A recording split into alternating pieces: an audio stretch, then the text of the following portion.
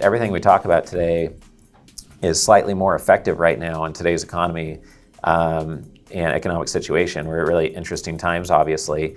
And because of that, people are more open to creative structures than they were before. So it doesn't matter if you're raising capital for your company and you're acquiring other companies, or if you're raising capital for your real estate platform, acquiring assets, or if you're an investor and you're putting out capital, money is worth more now because the flows into cannabis are down 90% over 2 years. The flows into real estate are down 60% or so over 2 years, depending on the niche. And so money is worth more, and people are more open to creative offers than they were before.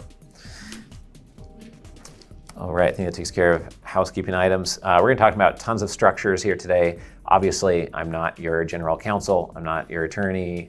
I don't know if you live in Singapore or Hong Kong or Washington, D.C.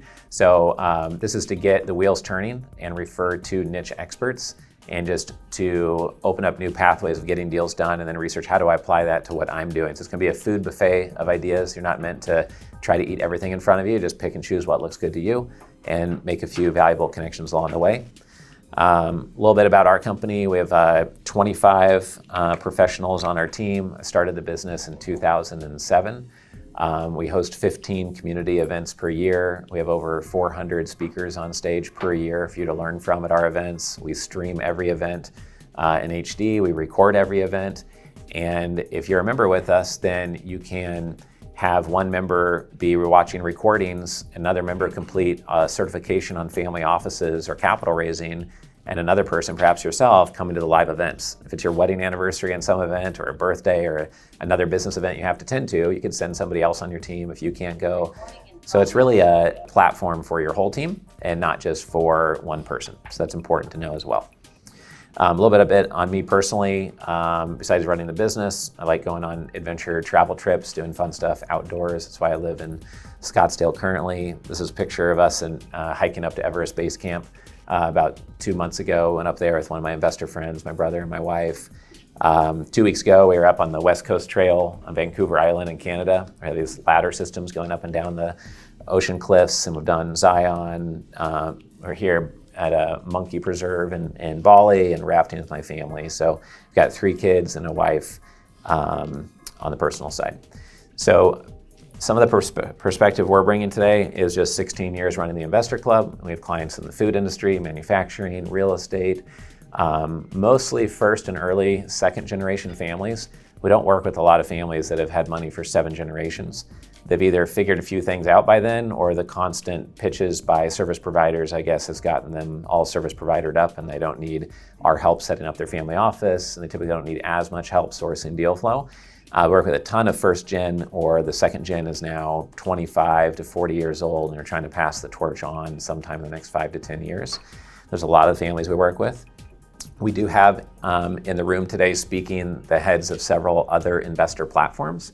So John Bowens is here speaking to, and he has, they have over 100,000 investors on their platform and have a broad reach in the self-directed IRA space. We have Keith here from Financial Journey.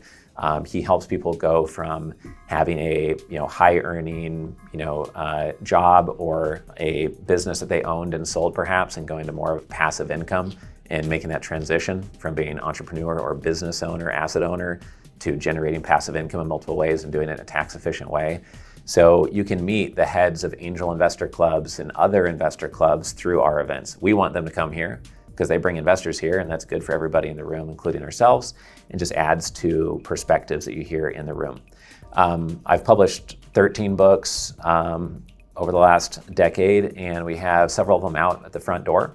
There's one from a billionaire who's on the UK's version of The Apprentice, Alan Sugar. You can grab that book on your way out or at lunchtime if you'd like. And we've got a variety of some of the books that I've written on how to start a family office or on capital raising. We also have one written for $100 million plus net worth family strategies called Centimillionaire Strategies. So I just encourage you to pick up a book you don't already have from us. Maybe someone in your family or one of your clients could use it, or maybe you'd enjoy flipping through it yourself. One thing I like to emphasize at the beginning of this event specifically is just that the most sophisticated families that we work with, the ones who've been around for more than a year or two and are worth 100 million plus or 50 million plus, they're really only doing the most exciting deals out there, because why would you do anything different? If you don't see a lot of deal flow, like one of my friends sold his company to a publicly traded company, and he said, oh, I've seen a ton of deals, probably 30 deals in my niche the past 3 years. But other people here might see, 30 deals a month or 30 deals a week, right? So you really only want to be investing in the top 1 out of 1,000 deals that you could have access to, and be very focused about what you want, how you like to structure your deals. And if you don't know a certain structure exists, it's pretty hard to have that as a preference. But sometimes once you hear a structure, like, well, why would I ever want to do a deal that's not structured that way? Or 80% of our deals should be done this way or that way.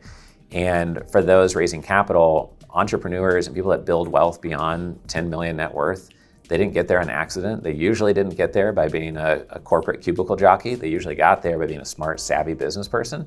So they will respect and want to work with you more if they say, wow, that was a really sharp idea, and I've never thought about doing that with my own money. So even if they don't put their money in your deal, they might refer a friend or two, because they have more respect for you because of the intelligence that went into how you source deals, structure deals, or protect the capital that goes into deals. So the point here is that you want to structure things that are outliers and only invest into things that are outliers. You do not want to look like everyone else. You do not want to invest in deals that look like everything else.